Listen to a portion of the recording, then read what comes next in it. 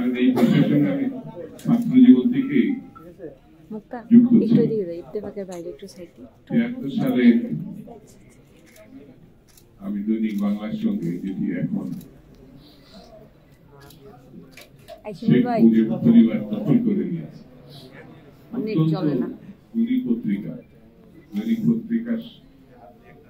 দৈনিক বাংলার সঙ্গে যারা যুক্ত হতো তারা সাংবাদিকতা জানত, সেটি একটা পর্যায়ে গিয়ে সেই থেকে কিন্তু সাপ্তাহিক বিচিত্রা প্রকাশিত। আমি জানি না আপনাদের স্মৃতিতে কতটা আছে, সেটাও একটা মাইলফলক। সেই পত্রিকার সঙ্গে আমি ছাত্র জীবনে যুক্ত ছিলাম দীর্ঘদিন। দেখাতে এসেও আমি সাংবাদিকতার সঙ্গে যুক্ত ছিলাম।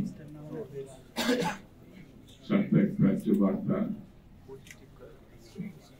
একসময় মৌলানা ভাসানীর প্রকাশক ছিলেন, ফজলুর রহমান সাহেব সম্পাদক ছিলেন, পরবর্তীতে আমল চালিয়েছেন কিছুদিন।